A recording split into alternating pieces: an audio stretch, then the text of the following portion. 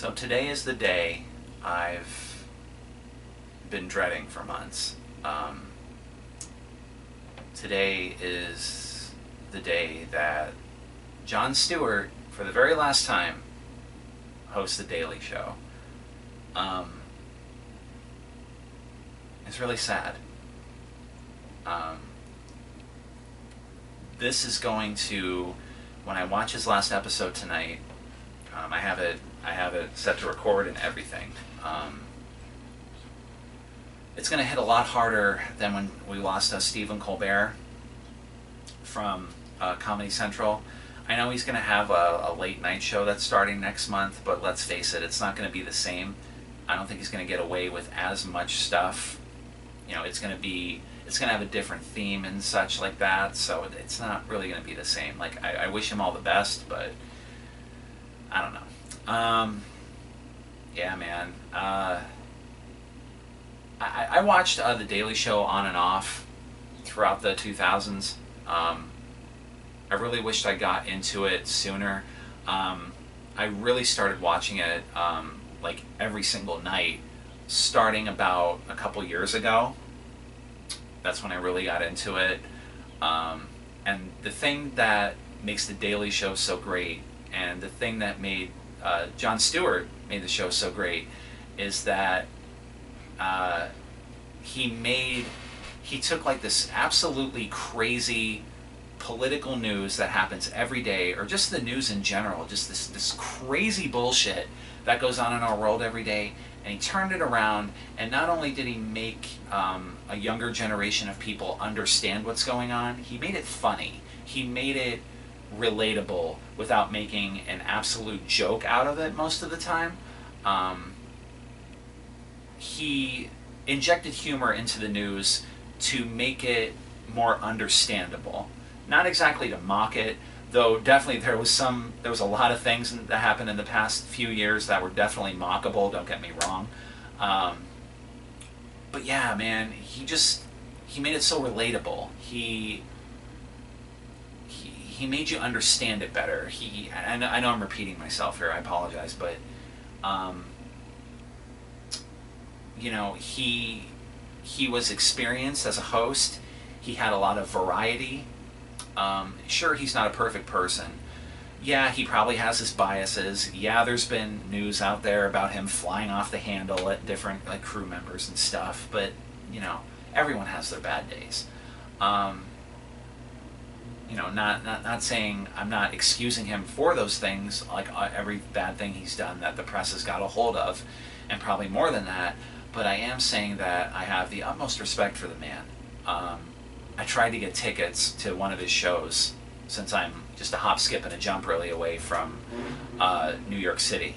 And I really wanted to see him, but tickets were booked months in advance. But, you know, especially after he announced his final show, so I didn't even have a chance. But, yeah, man, it's going to suck. Really, the only show on cable in syndication right now that I still watch is The Daily Show. So when Jon Stewart leaves, there's really nothing left. Like, if my fiance didn't watch stupid crap like on the TLC channel, like Kendra on Top and Say Yes to the Dress and all this other crap, we wouldn't even have our Dish Network subscription that we have right now. I'd cut the cord instantly, because everything I can watch, I can download or I can stream online and everything. So, yeah, after this, it's going to be pretty much a wasteland as far as TV goes for me. Like, I didn't watch a lot of TV in the first place, but this one's going to hit hard, because this was the one show that I always look forward to watching. The Nightly Show, I've been watching that since day one, but the Nightly Show, I'm kind of getting bored of it. A telltale sign of me knowing that a TV show isn't working out is, you know, I have it on in the background, I have full intention of watching it, but, you know, I completely, like, I unconsciously zone out. Like, I'll grab my computer and start looking at stuff, like on the internet, you know, reading different things, catching up on videos and stuff like that. Just dicking around on the internet, not even paying attention to the show, and before I know it, the show is over, and I'm like, oh, I didn't even watch it. Oh, probably because I really didn't want to. So I'm kind of at that point with the Nightly Show. I'm starting to grow a little bit more on At Midnight now. That comes on, the Comedy Central block. Daily show at 11, nightly show at 11:30, At Midnight at midnight. So I'm kind of growing on that a little bit. But yeah, like I never zoned out with the Daily Show. There were a few interview segments he did that I really didn't care about the person he was interviewing or the subject matter or whatever at the time. But 9 times out of 10, I always stuck with the Daily Show to the very end. And Jon, we're really going to miss you. At least I am. I know there's millions of other people out there who are going to miss you a lot. Man.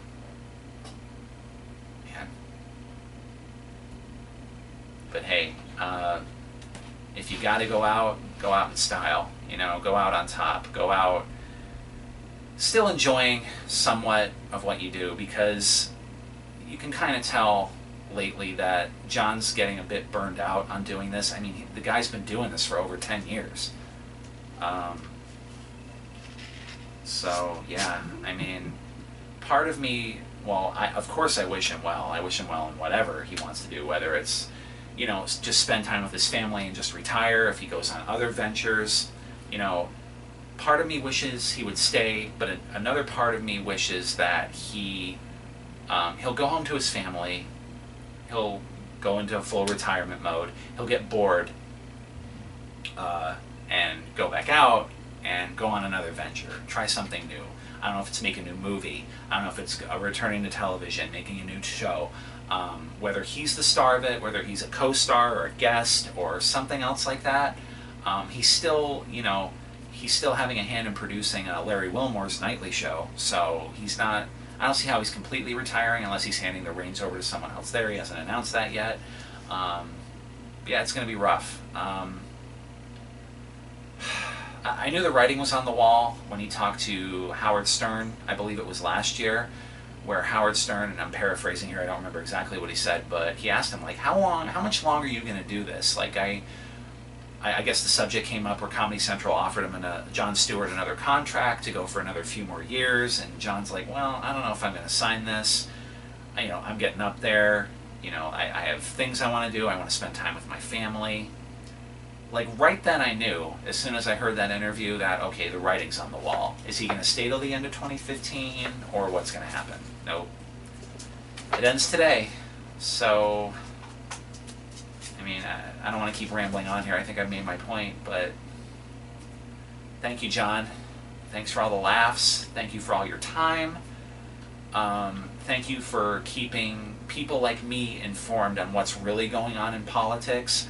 I know there's some like really right-wing individuals that are going to listen to that statement and roll their eyes in the back of their head, but I don't really give a shit. Jon Stewart ripped on Obama a lot, and he ripped on the Republicans a little bit more, but I feel the Republicans deserved it because the Republicans are crazy for the most part, in my opinion. But I don't want to get into any, the whole religion and politics discussion, because there's really no winners in that. I just believe what I believe, and that's not to mean any malicious intent to anybody, but Jon Stewart, to me,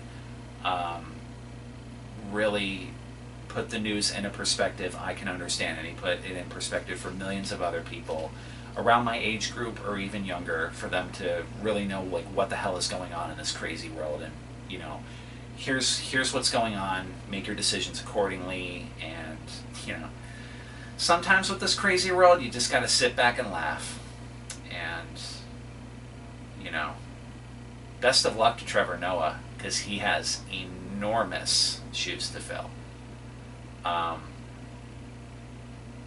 don't know, man. I don't know if he's going to be able to do it. I'd like to be proven wrong, but I think he starts on September 18th, so we'll see. But he's not going to be Jon Stewart. No one's going to be Jon Stewart, and I'm going to miss Jon Stewart very, very, very much.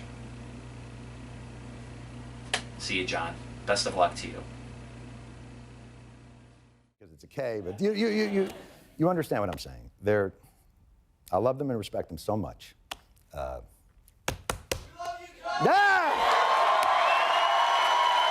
Anyway.